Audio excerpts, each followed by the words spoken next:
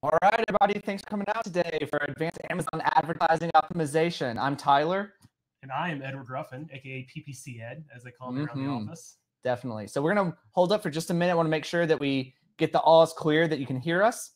So we're going to pause for just a second here, and then we're going to get going. We've got a lot of great information, probably about 10 hours worth of material, but we're going to try to get it to you in about one. So can everyone hear me okay? Just go ahead and say hi or say thanks for coming. Awesome. Super excited. Love to have you all. Hey, Ian. I see Ian Laurie in there. What's up, man? How you doing? Shout out Portland. So, all right, cool. We'll go ahead and get going then. So once again, my name's Tyler Henderson. I've been on the Cellular Labs team for about 3 years, and this is Edward, aka PPC Ed. Yep, and I've been on the team for about coming up on 2.5 years now, and I love advertising on Amazon. So one of the first things I'd love to see kind of in the comments is how many of you were here for last week's as well. I want to kind of know how much overlap we have. And then also, if you could let us know how long you've been running PPC on Amazon. We'd love to know that as well, because we are covering kind of some more advanced things today. So we'd love to hear your thoughts on like how long you've been running, about what your progression into wanting to know these things is. If you've only been doing it for a short amount of time and are progressing into it, or if you've been along for a long time and are progressing into it as well. So let's go ahead and get started today. So first of all, what can you expect? We were all pretty curious. So hopefully we're going to give you some great advanced level, more advanced level things for you to see and learn about. So let's go ahead and start setting the expectations of what we're going to do today. So first of all, we're going to cover keyword gold. So this is where to find your keyword goal, and even search term gold, I would say, and then how to use it. Spoiler alert. Yeah, and then also we're going to step into more of the bids and the keywords, and really how to really optimize what you have running, and also how to systemize it so you know what to look for and what to do to get the most out of your bids and your keywords. And then we're going to go straight into defense versus offensive advertising. So this is which strategy should I use? When should I be using each of the strategies? And how to implement that. Yeah, and then next we're going to be doing something on ad scheduling, also known as day parting. Both of those terms are pretty interchangeable. We're going to talk about that, talk about how Ignite can actually help you out with that, and what the benefits of running your ads at a certain time of day are for you. Totally. And then finally, we'll wrap it all up with evaluating success, how to evaluate the metrics and monitor to make sure that you can assess the stuff that we're teaching you today. And then, of course, hopefully some Q&A at the end. Yeah, definitely. So as you can probably guess, we're going to be moving pretty quick. So if you have any questions, we've got Lena and Caroline on our team moderating, and they're going to pull out some questions for us to answer at the end. And we try to both like to present in such a way that we kind of answer your questions ahead of time, but there's always going to be some questions. So let's go ahead and get going. So keyword gold, Edward. What's the first step for that? Like, what's the first step to find keyword gold? Yeah, so I mean, it's always great to have really powerful keywords, no matter what type of advertising you're doing. Definitely on Amazon, your keywords go a long way. So the first step is to make sure you're not just using one word keywords. You want to branch out from that. You want to have more variation, some longer keywords as well, and include just more than just the one word or just the one phrase that you think will really do good for you. Branch out and really find more options of keywords that you can use down the road, because you don't want to just be stuck getting minimal traffic whenever you are starting off your campaigns. You don't want to be stuck with that minimal traffic as time goes on as well. So look for those longer tail keywords and look for different variations of the actual keywords as well. And that can give you some different variation in the type of return and the search terms that you see come from those as well. Yeah, I think one of the most beginner mistakes that people can use, and this helps you when you're especially on a limited budget, or you're just trying to scale up your budget. Yeah. One of the most basic mistakes that I see people making is they're saying, oh, this is the word apple slicer, right? Apple's the word I want to bid around. I want to do a broad around just apple, or just around apple slicer. When in actuality, you'd probably be better served to go a little bit more mid or short tail or long tail on those to begin with, right? Start basing it around those rather than your one word. When we say one word, we mean like one word, one phrase. It doesn't have to be just one singular word. It can be apple slicer. Technically, definitely can be just kind of a one word keyword. It's just those two words together, and that's it. You want to look into more things like long tail. Like if you dive into some of your data, and we're going to show you where to find that data. Don't worry, we're not going to get ahead of ourselves. But you want to dive into that data and find those longer tail keywords. Like let's just say that you realize that red apple slicer for kitchen does well as a search term, then target that as a keyword. You definitely want to find those types of terms that do well for you and focus on the ones that are longer. Having those long tail keywords lead to a lot of benefits. And one of those is honestly, they're not going to cost as much because they're not as competitive. Not everybody is bidding on red apple slicer for the kitchen. I hate using the apple slicer type, terminology, but sorry. But that definitely is something that you can get from that is a lower cost per click. And also it kind of works you into a market that may not have as many people bidding on that same type of keyword and getting the type of placement that you're getting as well. So long-term keywords can definitely help you out in the long run. Totally. And so for a quick distinction, we're going to probably talk about long tail, mid tail, short tail throughout this. I want to go ahead and explain to those who might not know what it means. Short tail is the broadest keywords that you have, right? That's like apple. If you're building on an apple slicer, short tail is apple, right? Mid tail would be apple slicer or red apple slicer, which you're catching a more narrowed in market. So the longer tail the keyword, the more narrowed in the market. Right. And then a long tail keyword would be red apple slicer for kitchen. So that's kind of the stuff that we're talking about there. Yeah. So where do I find the keywords, Edward? Yes, I mean, really, there's a lot of places that you can find keywords. You don't have to rely on other people to tell you what to bid for. Definitely, when you're building out your listing and you're finding out what type of keywords you want to put in the back end of your listing and your title and your bullet points, those are keywords right there. You've already done the research for that. So just like what we say is use the research you've already done. Why would you research all over again? You have it all done to begin with. Yeah, I mean, it's kind of funny that, people are like, oh, I don't have time to do research on top of this, like to build my ads out. Like I've already spent so much time doing this. It's like, well, yeah, those are the exact same things that you're going to want to rank for and want to buy your way to the top. I always tell people that you can be the top for you can be the #1 result for any search term on Amazon today. You just have to be willing to pay for it. Yeah. And so the ones you want to rank for organically, you can put your way to the top, like whether if you launched yesterday or 6 years ago, you can still show up at the top of those keywords today. Yeah. And it's definitely also remember that even if you are ranking organically at the top for those keywords, you're still going to be like result number 4, or maybe even like lower down the list because ads still show first. I am of the idea that you want to have that top placement both organically and with sponsored product ads. So if you're bidding on it competitively, you're going to show up first as like one of the first ads. Then you'll also be one of the first organic results. It gives you more spread and better placement and better traffic and impressions as well. And that gets us to when we're going to get a little bit later with offensive versus defensive advertising. So another great place to find keywords is scope. Using your reverse ASIN, going in, seeing your competitors, what keywords that they're ranking for, and then from there, going in and using those keywords, seeing the ASINs that we have, the search terms and keywords that are actually driving traffic.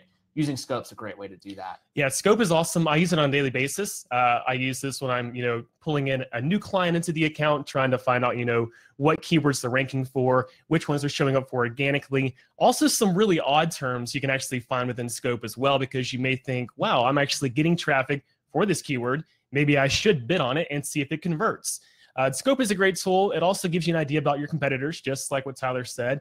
You definitely want to use your competitors' information. I'm not saying steal their information, just borrow it and build out your own listings. And there's some there's a plethora of just different types of keywords you can gain by looking at a competitor through Scope.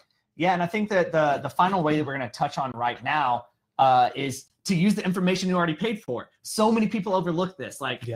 So many people overlook this. Using the information that you're paying for information, right? When you run advertising, you're paying for sales and for all of those kind of things as well. But what you have to keep in mind is Amazon's giving you information, right? Yeah. It's a walled garden in a lot of ways, but this is the best way to get information about any search term, about anything, like what people think of your product. All of these things you're paying for this information, right? Yeah. Yeah, I mean, so this is really just, you're paying for the ads, you're paying for some of that placement. The auto targeting campaigns are essential to finding out exactly what type of terms you want to turn into keywords, because once again, search terms are not the same as keywords. So you want to use something like your search term report to really dive into the terms that you're getting placement for, the terms that you're converting for from something like an auto targeting campaign. Totally. And really find out exactly which ones are doing incredible. They're getting great conversions. They're not too expensive, or maybe they are and you're okay with that. You want to extract those and make them keywords. Take out the search terms, make them keywords. And then that way you can really capitalize on the data that you already have, the data that you paid for, and that auto targeting campaign just justifies whether or not you should pay for that keyword in the future or not. Totally. And that's something that Edward and I always mention in presentations is like, if you're turning on your auto targeting campaign and you're just leaving it for 6 months, like one, you're not optimizing, like obviously we're in the more advanced here, but like two, it's just you're throwing money away, right? You're throwing because you could be running ads on these things individually. You could be optimizing even better. So we always recommend running the auto campaign beside it. Right. And then we always recommend going in and actually looking at the data. So my question would be, and this is a question that I get all the time, and I know people are starting to ask it already. What do I do when I have an ASIN in my search term report for my autos, right? What does that mean? Yeah, so really, just like we put it here, ASINs are gold mines. Kind of just everything we just said can apply to those ASINs that you see in those search term reports. So do not look over the search terms. Do not look over the ASINs especially. So ASINs are showing up in search term reports essentially because Amazon is advertising your product on someone else's listing. We all know this. At the bottom, it says sponsored product items related to this one. Ads are placed there. But if someone is directed to that listing directly without typing anything into Amazon, maybe they clicked on a link and it took them directly to that listing. If someone clicks on that product, there's no search term to relate that click back to. So Amazon instead uses that ASIN.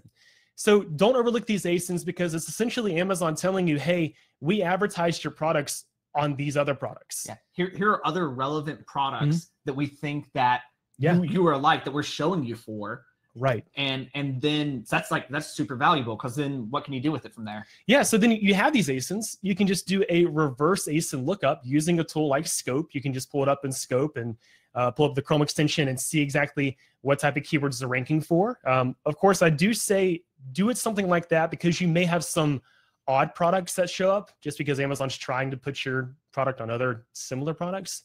But still make sure it actually is a consistent idea of what your item is. If you're advertising an apple slicer and you're advertised on a baseball bat product page, I wouldn't do that. So you want to check the ASINs first, but then from there, you can find out what their product is ranking for, what type of traffic they're getting, and you can just apply that to your own campaigns. Absolutely. And so I see we have a couple questions here about what the difference between search terms and keywords are. Search terms are what users are actually searching for and finding your products with, right? So if they search apple slicer, that's a search term, is when they actually use it. A keyword is what you tell Amazon's advertising system that you want to show up for, right? So you're saying, I want to bid on this phrase, this in broad, this keyword, and then the search term is what the user actually searches. Right. And this is just like, you may be bidding on the keyword apple slicer, but there can be thousands of different variations, maybe just hundreds sometimes, of search terms that would fall into a broad match keyword. So even like right here, we can see we have this apple slicer campaign. It's an auto targeting campaign, so there's really no keywords in it. There's only search terms. Because in auto targeting campaigns, it's just Amazon trying to correlate what your product is to the type of terms that would lead to a sell for your product. Right. But in a manual targeting campaign, you could have one keyword that has potentially 1,000 individual search terms. Totally. So the search term is what the shopper is looking for on Amazon. The keyword is what you're targeting on Amazon. Totally. So especially if you're using a broader phrase match, chances are those search terms that come up for those are going to be your longer tail keywords, because oftentimes it's not going to be just the exact keyword that you're bidding on, especially in broad and phrase. So here's an Ignite, a couple examples of your search term report, so that you can kind of see what this looks like. And we got a bunch of good info in here as well. Yeah, and this is just a good example because this is inside of Ignite. And you always want to keep in mind that an auto targeting campaign is kind of validating what you're doing with your listing. So it's nice if you are running an auto targeting campaign and then you see that Amazon is driving traffic for search terms that are relevant to your product. But over here, we see some different types. We see that it's showing up for Lazy Susan, TV stand, cake stand, plant stand.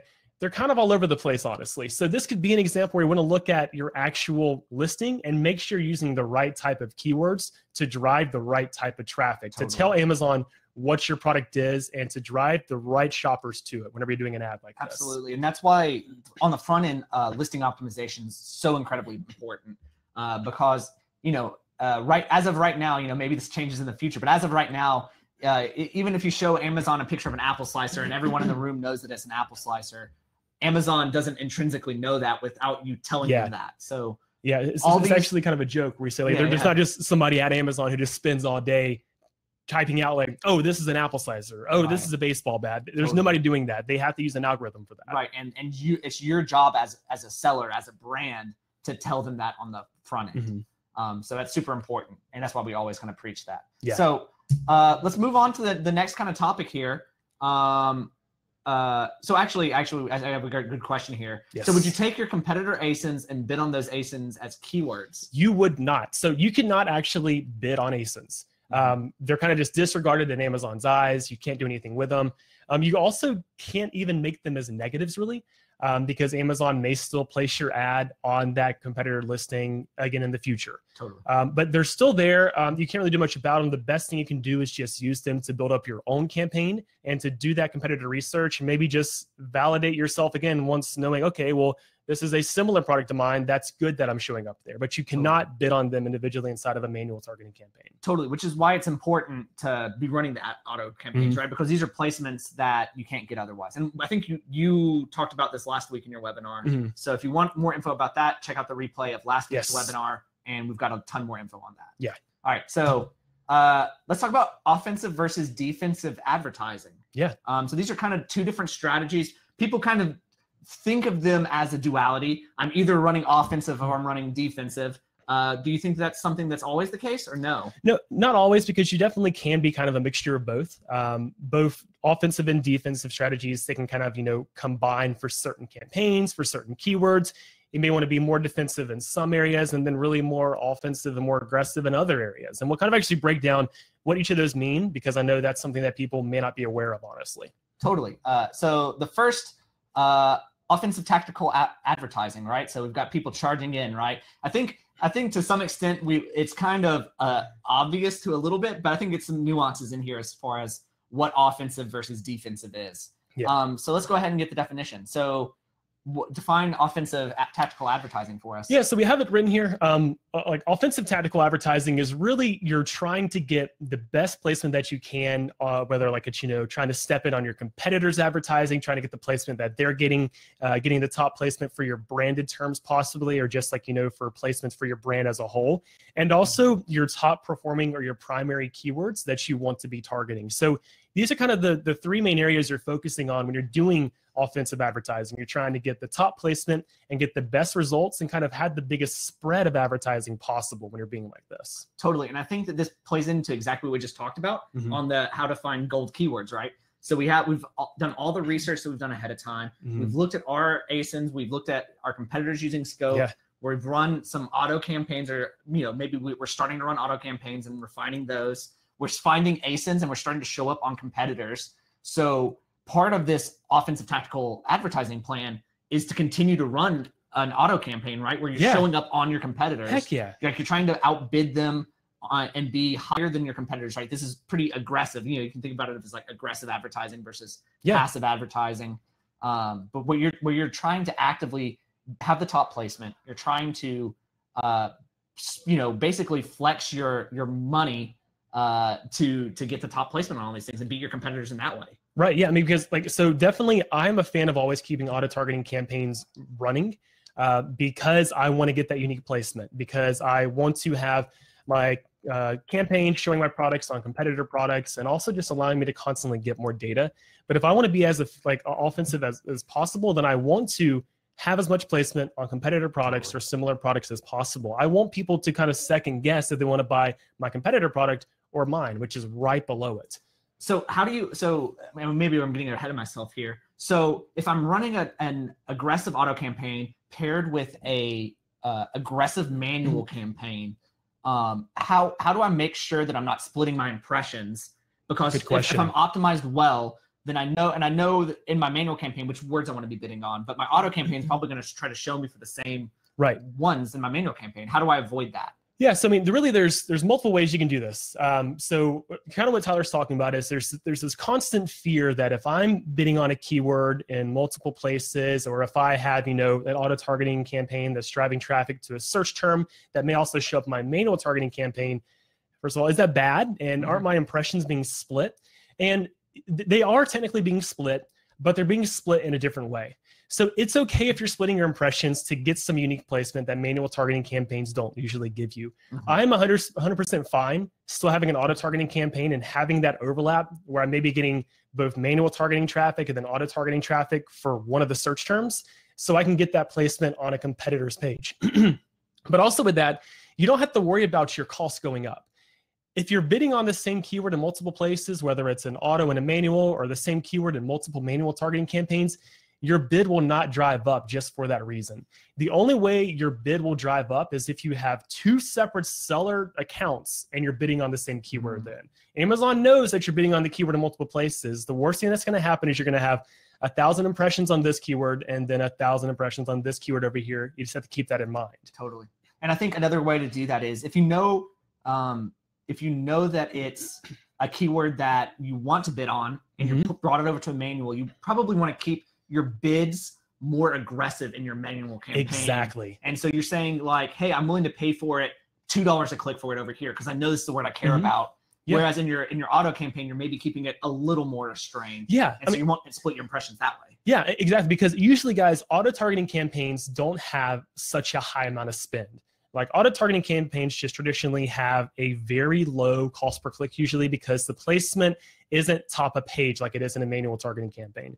So this is actually a great tactic to where you can still make sure that you're getting that placement with the auto and you're getting the top of page placement from the search results from your manual. Just keep your bids more aggressive in your manual and then possibly just lower your default bid in your auto. That way you're not spending that much more money, but you're getting kind of a better spread of your placement overall. Totally. And so I think that that's a pretty good explanation of the offense. Like all of these tactics that we're talking about are pretty offensive. And then just like from the other end, right, the same things we're just talking about, you just kind of use it as a more controlling, right? Rather than being aggressive in the large amount of ad spend and aggressive bids and all those things. You want to be a little bit more controlling of this and use those exact same tactics of running it in the manual campaign, not bidding too high, maybe then adding them as negatives and some of the keywords as negatives that you might get out of control with in the auto campaigns as negatives. But let's talk about defensive tactical advertising, right? What does that mean? So I mean, just think about this like in football. Like this is just kind of holding your ground, but you're not really like pushing too hard. You're really just trying to actually keep your placement that you may want, but you're not being as aggressive as you are in being like, you know, on the offense. So really just right here, you're just trying to maintain your placement. Once again, maintain your placement for brand and primary keywords. Also possibly some competitor if you do want to include that in there.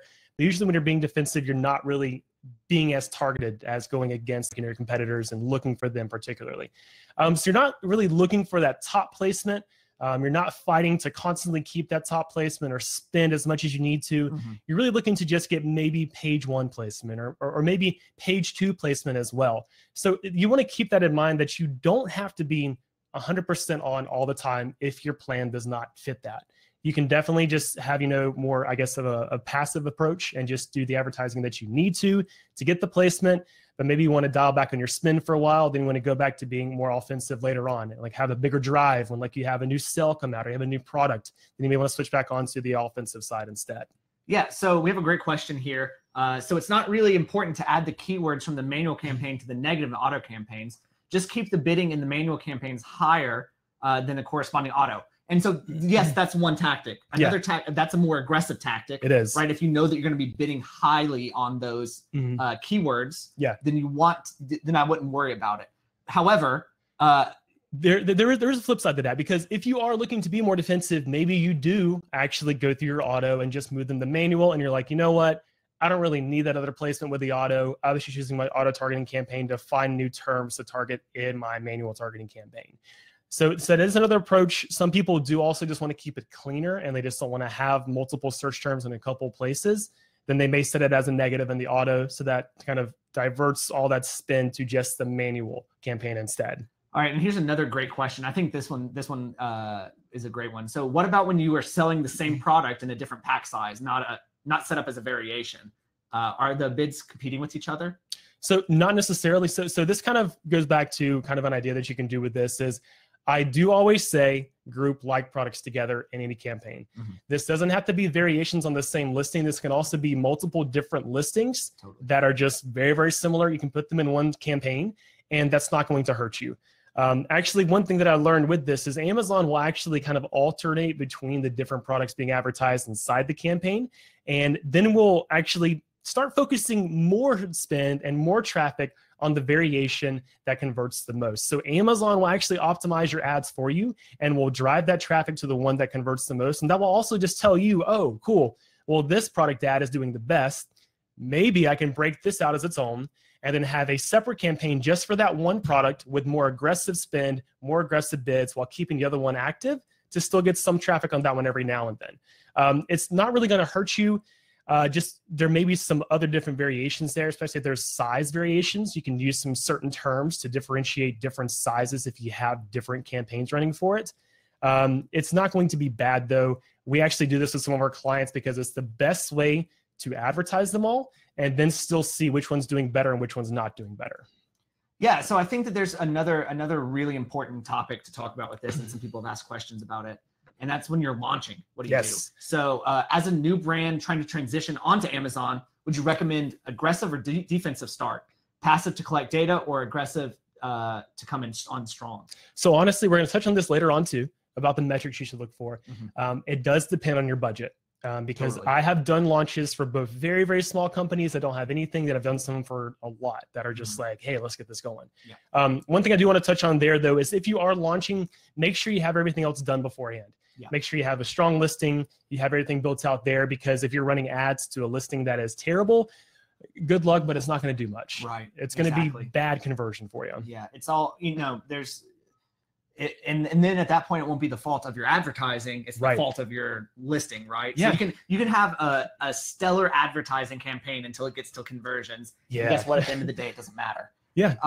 But what I would also like to say is, as part of that, reviews matter a lot. They do. Right? Getting your first couple reviews, using a product like Feedback Genius to get white hat reviews, to come out and have that helps so much with the conversion step, right? So having even I think you'll notice even with not launching products, but when you have 4 or 5 star reviews, then it makes it so much easier to convert, and it makes it so much easier. Like you'll see your ACoS go down significantly. If you go from not having any reviews to having a couple reviews, or go from having 3-star reviews to having 5-star reviews, your ACoS is going to drop significantly. Yeah, that's something I'll just thinking, if you get a flyer for a new restaurant or something that opened, and you get it and you're like, you know what, I'm going to go check it out. That itself was your PPC ad. Okay, you were taken in. You're like, you know what, I'm going to engage with this, going to check it out. But then you get to the restaurant and it looks terrible, and there's flies everywhere, and it just doesn't look appealing at all. You're not going to eat there. You want to think about your listing and your new product launch as something where you're putting the time and money to make it look great. So once someone actually lands on your listing, you actually get a conversion. But sorry to get away from the question. This can kind of go both ways. So it does depend on your budget. I like the approach of being aggressive. I like the approach of spending the money up front to get more people to the listing that can lead to more conversions in a shorter amount of time. But also on that approach, kind of just like what you talked about, to gain data. You want to find out if your listing is correct. You want to use that auto-targeting campaign to see if you actually did use the right keywords. You want to see if you're getting conversions, if you're actually bidding enough for the impressions and the clicks that follow from that as well. And so what we always tell people is, or at least I always tell people is, you're paying for data, right? I've already said it twice or 3 times in this webinar. You're paying for data. And so if you're probably going to reach the same conclusions, if you be aggressive up front, or if you're more defensive long term. It's just the amount of money that you're willing to spend and the amount of time that you're willing to wait to get that data. So it's if you're defensive and you're being a little more passive in your advertising, and you're not bidding aggressively, then it's going to take you a lot longer potentially to get that same amount of data that you're willing to make the decision on. I'm all about doing it up front, getting data in a short amount of time, and then scaling back as I need to. It's way easier. and it gives you a better return in a shorter amount of time most of the time. Totally. All right. So working our way back to offensive versus defensive here. Do you think that you need, do you want to be more offensive or defensive? Yeah. Is it one or the other? It can definitely be one or the other. Once again, it does depend on how aggressive you want to be in your advertising. If you have a very competitive marketplace that has a lot of competition, you may want to be more offensive. We have some clients actually currently that are just like, you know what? I don't care if I have top placement, but I want to beat out this competitor for this placement. Totally. And that will be the case. There are some categories in some markets that are ridiculous when it comes to advertising, like $8 clicks, like $12 clicks sometimes. A lot of people in that market are being offensive. You have to kind of play the game to get the placement that you want. Totally. I think it also depends on the type of keyword. I think that's a big part of it as well. Definitely. I think that you can probably divide any campaign to keywords that you want to be aggressive and offensive on, and keywords you want to be defensive on. Yeah. More brand keywords are those you're going to be a little bit more controlling on, right? This is going to be cheaper for you anyway, but you want to be like, chances are if someone searches your brand, they're looking for you anyway. So you don't necessarily need the very top placement. Yeah. But because you're already going to have like a pretty high placement. And so it's like, you're already confirming they're going to click on your stuff anyway. Right. So I think that that's important. Whereas like the more generic keywords, especially if they're mid-tail or short tail keywords, you kind of want to kind of keep that in track, or maybe, be more aggressive. Say, I'm going after this competitor, bid heavily on my competitors. All of that kind of stuff. So I think it's both. Yeah. And you just kind of have to decide, when and where you want both. All right. So ad scheduling and day parting, as our agency friends might know it as. Let's talk about that a little bit here. So, tell me a little bit about budgets. Obviously, go ahead and tell me about this. This is really interesting. Yes. So for every campaign that you run in Amazon, most of you may know that you set a daily budget. This is a budget that is set for a 24-hour period. It resets every day at, I think it's it's midnight Pacific Standard Time. Yeah. So you have 24 hours to use that budget. However, if you meet your budget and you run out, then your ad will not be showing to anybody anymore. It actually ends the ad. It says, budget has reached its max, and then it won't run anymore. And this is always a problem, because if you have a great ad that's doing awesome and getting great sales, but it has like a high cost per click, and you have a very, very low daily budget, it runs out really, really fast. Right. So there's an idea that actually we're going to touch on, which is, ad scheduling and day parting. And so on average, most sellers their campaigns run out of their daily budget very early in the day, in the day. So most of the time it's by, so it resets at 12, right? Sorry, we got a little midnight PST, right?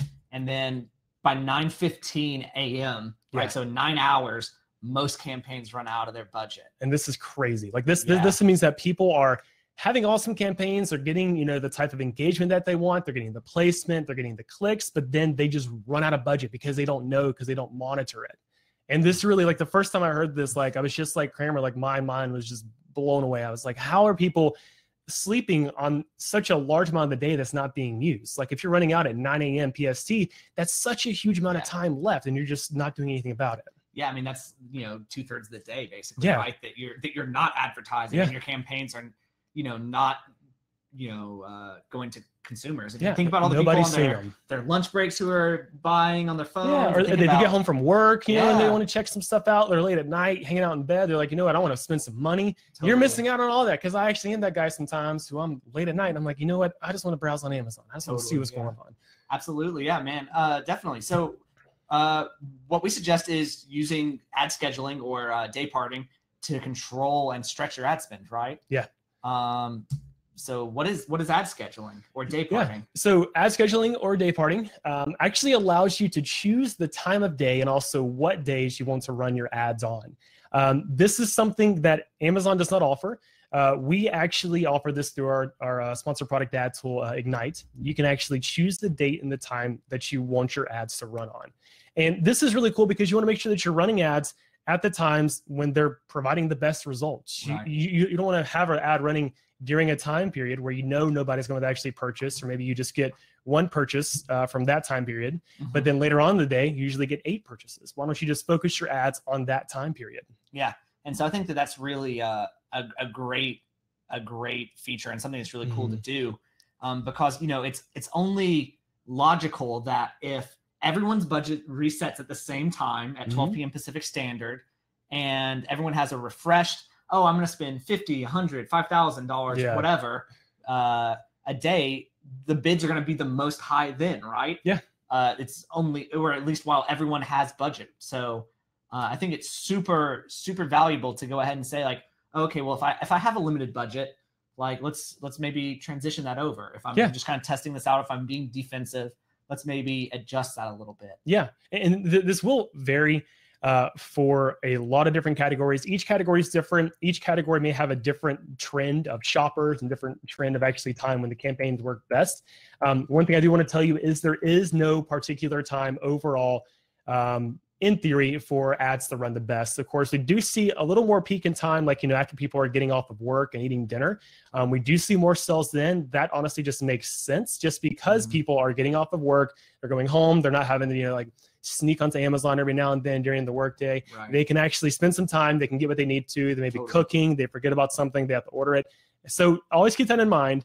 But you do want to do some research for yourself. You do want to run some ads yourself by using the ad scheduling feature inside of Ignite to find out what time of day does best for you. Yeah. And so, make the most of your ads, right? Just do that exactly. Amazon's ad platform doesn't do this for you. It's better than pausing your campaign, waking up at 3 a.m. Eastern time or 2 p.m. Central time and doing it yourself. So just like set it, see if it works for you, and experiment, right? You always want to come back and start tweaking this. Maybe you see a drop off and you say, okay, maybe I shouldn't have cut 2 p.m. Or Saturdays or what have you. And then you can kind of decide from there. So set your ads. Exactly what we just said, right? And then so this is actually where you can actually see how it looks inside of Ignite. There is just a tab where you can do this on your campaigns. You can choose a specific time of day and what days you want to run it on. You can also just select, a whole day if you want to. So like in this example, they're running on every day, but Monday, Tuesday, and Wednesday. So you can do this. You can also create, like, let's say 24 campaigns. If you want to get really, really into the data, you can do 24 different campaigns, one for each hour of the day. Let those run with the same keywords, the same spend, everything, and see how they convert. But it's really easy. It is a lot of work. But it's a lot of work. It's really easy to do in Ignite. Yes. A lot of work to manage yourself. Yes. Unfortunately, Ignite can't fix everything for you. But yeah, really easy to do in Ignite. But like, I don't know, that's a little too fine-tuned. So we've done 4-hour periods of time in the campaigns. We've done, even just breaking it into half to begin with, seeing it just like a first half of the day is better. If you're interested in experimenting, I would suggest do it smaller. Just cut it in half, and then if you want to dig in from there, we don't want to go. We don't want you to burn out on this. Yeah. But from anecdotal evidence, from my experience, when I started day parting, taking out till not starting running ads till 7 Pacific time, 10 a.m. Eastern, and then running till I think like 11 p.m. Yeah. And like I saw my budget suddenly started lasting all day. I suddenly stopped, running out of budget at 9 or 10 a.m. My sales stayed the same, if not increase, based on that. And so even from that level, that's a huge win from a specific campaign that I ran. But I was like, it seems like I'm getting a lot of clicks in the morning, but I don't think this product is a product that people are actually buying in the morning. Right? Yeah. They're shopping in the morning. They're getting an idea of it in the morning, but they're not buying in the morning. Right.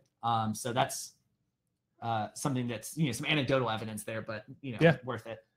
Okay. So measuring success. We've talked about day parting. We've talked about finding your keywords. We've talked about offense versus defense. Let's talk about figuring out if we're successful or not. And we'll talk on this for a couple more minutes. And I think we've got about 5 more slides left, or we've got a lot more slides left actually, but we'll move to questions and answers. We'll run over if we need to. All right. Yeah. So this is actually a big area. We kind of touched on this last week. I want to touch on it again. You need to first know how to determine your target ACoS, your target advertising cost of a sale. So to do this, you have to first understand what your business goal is. Are you looking to spend a lot? Are you looking to be offensive or defensive? If you're looking to spend a lot and put more money into your ads, you may have a higher ACoS goal because you have to be willing to spend more there. But you do want to know what your break even is for your product. This is really how much can you spend on ads and still be profitable. So to do that, you have to know, like, how much money goes into a product, including, like, Amazon fees, getting it shipped in, getting the actual product itself, anything else that goes along with it. Know what your break even is on that product. Totally. And I think that another important thing to keep in mind is, your profit margin after fees. If it's 30% after fees and overhead and other costs, then your break even is 30%. This is exactly what you just talked about. But I think another thing that's like super important to keep in mind is like return on ad spend, right? Yeah. So like if you have a product where people are going to come back and probably buy from you multiple occasions, like that's something you need to take into account when you're acquiring the customer the first time, right? If you sell a protein powder where you say, oh, chances are if someone buys protein powder from me, I've used the same protein powder for like 3 years, buying it once or twice a month. So like, whatever they spent to get my clicks the first time, it worked. Was totally worth, even if they paid, a 100% ACoS, 200% ACoS, you have to keep that in mind as part of your goals. If you're selling something that you're selling once and never going to get another sale from that person again, chances are you don't want that high of an ACoS, right? So that's something that you need to keep in mind as far as your business goals when setting, people always ask what ACoS should be, and that's something to keep in mind as well. It's the $1 million question. What's the perfect ACoS? Right. And I will come back at you with 10,000 questions to find out for you. Absolutely. Absolutely. So know your placements, right? So go ahead and talk to us a little bit about this. Yeah. So placements on Amazon. This is something that's not really talked about as much. With advertising on Amazon, your bids go up, and the more you spend on a bid, usually the better placement you get. So for instance, if I'm spending $5 a click on a certain keyword, I may be getting top of page placement, first sponsored ad result for a certain product. And then Tyler's spending $250 on the bid, the same keyword. He still gets placement, but it may be, let's just say page 2, page 3, or something like that. So the higher you bid, normally the higher the placement is. And there's a way to really check this and see how you're doing overall with your placement. There is an actual advertising placement report that you can find.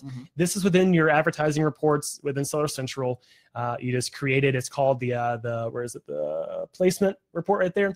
You can just download that. And if you go to the next, exports as a spreadsheet, because we all love spreadsheets. Everybody loves spreadsheets.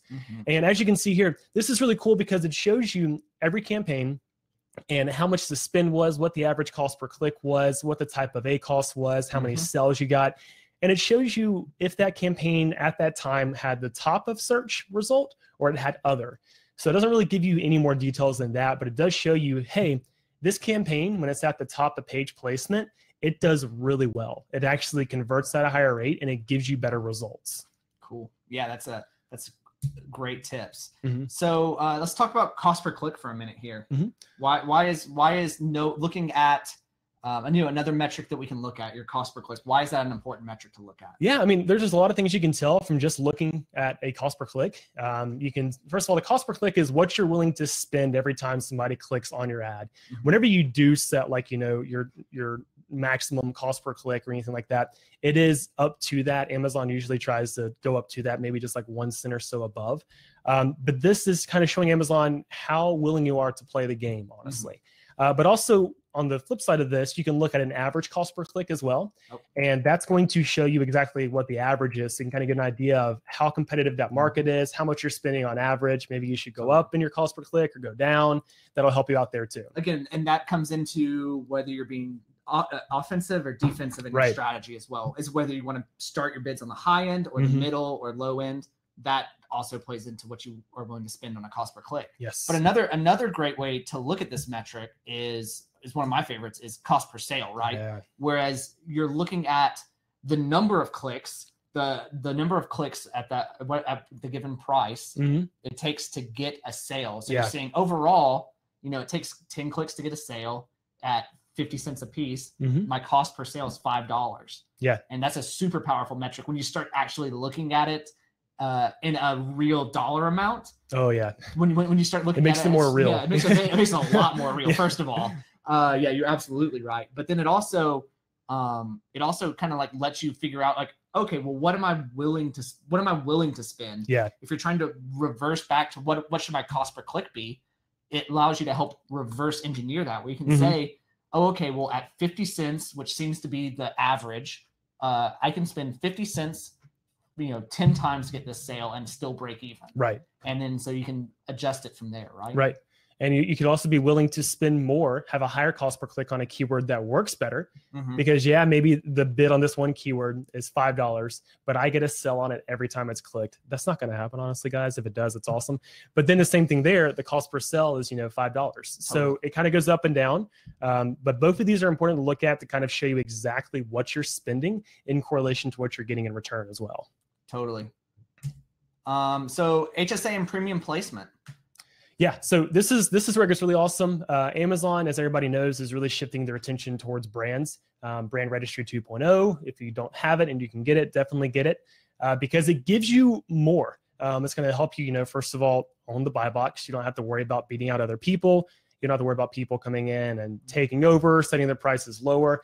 And it also gives you more tools to use to get your advertising where you want it to be. So you'll be able to do headline search ads, which is huge. Yeah. Headline search ads are one of my favorite advertisements. They're the banner ads traditionally up at the top of the results. Brand ads.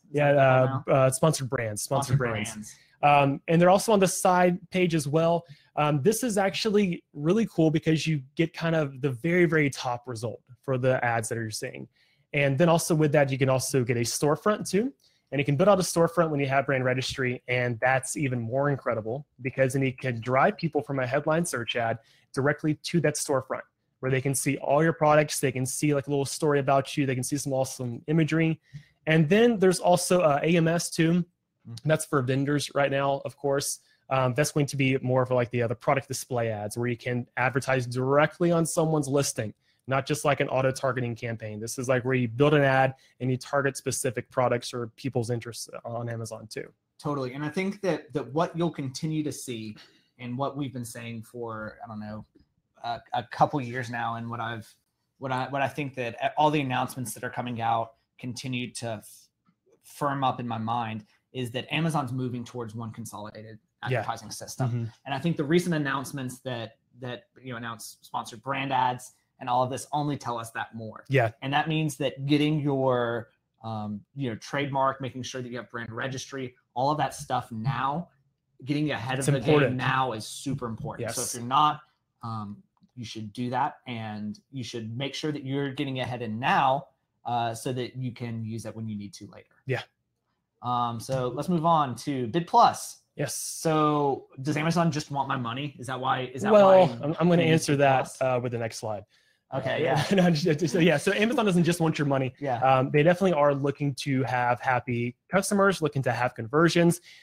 Believe it or not, Amazon will not just continue to drive traffic to a campaign if it's not converting. They will actually bring down the traffic because they're not just trying to take your money. They're trying to get conversions and lead to happy customers.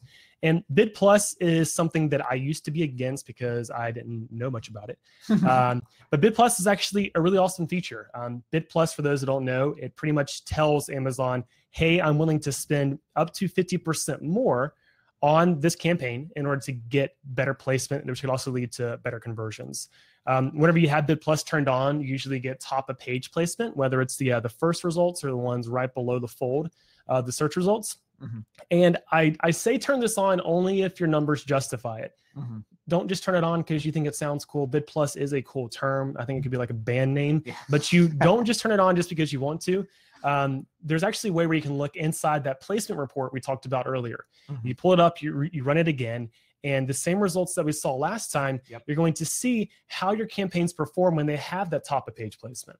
So just like before, if I see that it's worth spending more money to get that top of page placement, to get the conversions and get the results that I need, then I will turn on Bid Plus for those campaigns. So definitely this report is kind of slept on sometimes. Definitely use this to justify the Bid Plus, and that will help you get the placement and the traffic that you need to continue these types of sales. Yeah, I think that's a really solid point there, Edward. Yeah, absolutely. Yeah.